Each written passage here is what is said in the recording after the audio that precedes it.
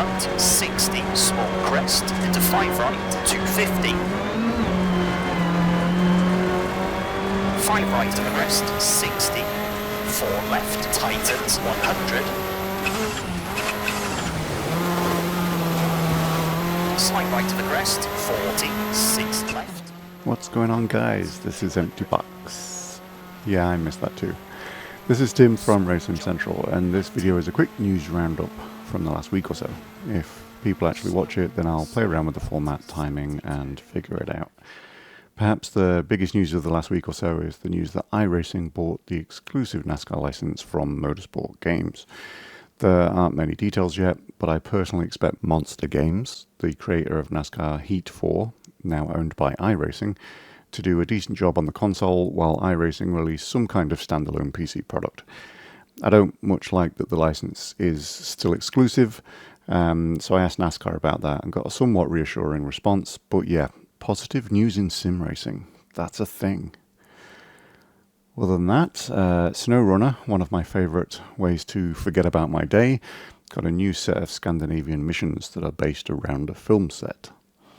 EA released EA Sport WRC's rally stages and route list.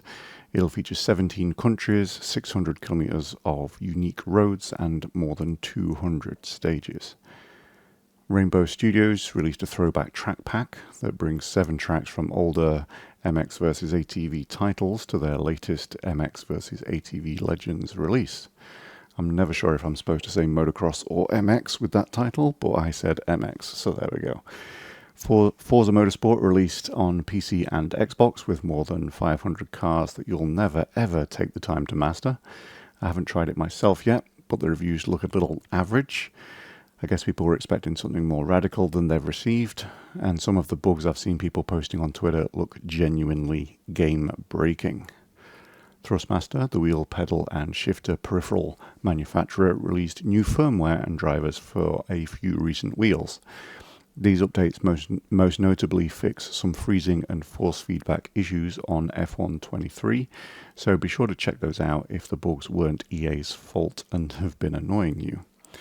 RaceSim Studio deployed a second version of their GTM Lux V8 mod for Assetto Corsa.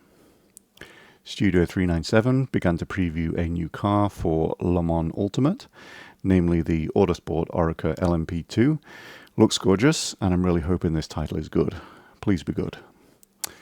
SRX tweeted that iRacing are laser scanning their car already. This car is due for release into the iRacing service sometime in 2024.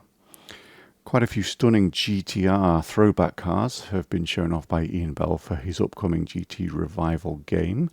While the Lister Storm is the only one officially announced, Ian has featured the Dodge Viper GTS and BMW M3 over on Elon's website.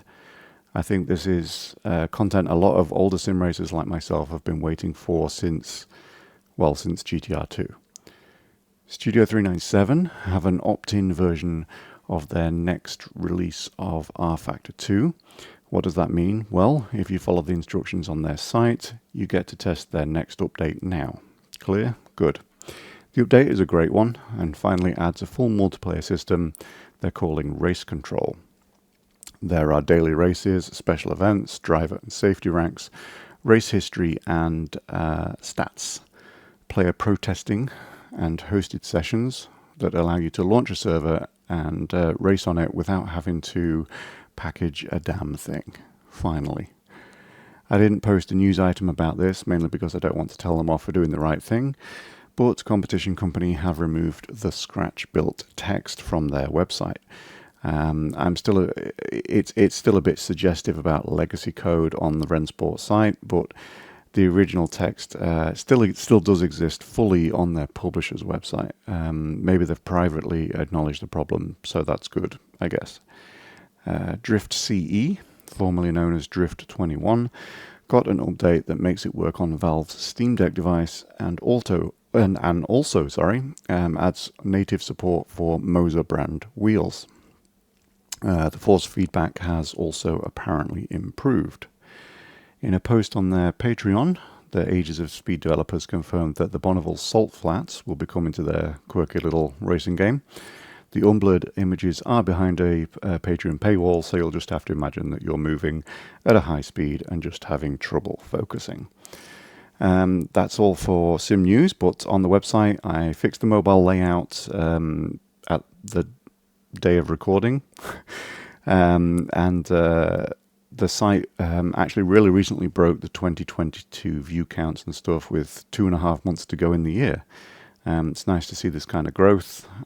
Please consider sharing RSC with anyone you know who's into sim racing so I can continue to see that.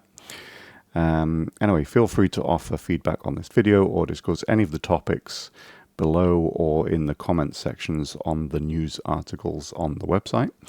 Like, subscribe, follow, all that stuff that YouTubers say.